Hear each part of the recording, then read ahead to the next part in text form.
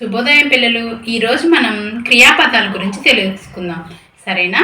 అసలు క్రియలు అంటే ఏంటి చెప్పనా? ముందు ఒక పనిని గురించి తెలియజేసే పదాన్ని క్రియ అంటారు.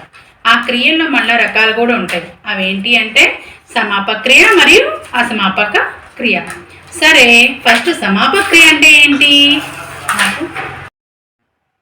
పిల్లలు? సమాపక క్రియ అంటే ఏంటి అంటే ఏదైనా ఒక పని పూర్తి అయితే ఆ పనిని గురించి తెలియజేసేదే సమాపక క్రియ. అంటే పూర్తి అయిన పనుల గురించి తెలిపేదే సమాపక క్రియ. సరే, అయితే అసమాపక క్రియ అంటేనో పూర్తి కాని పనులు ఉంటాయి కదా, అలాంటి పనుల గురించి తెలియజేసేదే అసమాపక క్రియ. సరే, వీటి గురించి కొన్ని పదాల్లో మీకు చెప్తాను, చూడండి.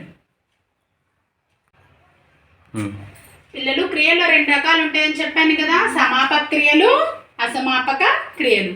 సమాపక క్రియలు అంటే పూర్తయిన పనుల గురించి తెలియజేస్తాయని చెప్పాను కదా. చూడండి, చదివాడు, రాసింది, వెళ్ళింది, పాడాడు, చూసింది, వచ్చాడు, గెలిచాడు, కలిసింది, ఆడింది. ఇవన్నీ క్రియాపదాలు పూర్తి అయిన పనుల గురించి తెలియజేస్తున్నాయి కదా.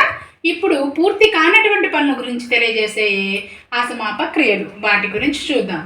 చదివి, రాసి, వెళ్ళి, పాడి, చూసి, వచ్చి, గెలిచి, కలిసి, ఆడి.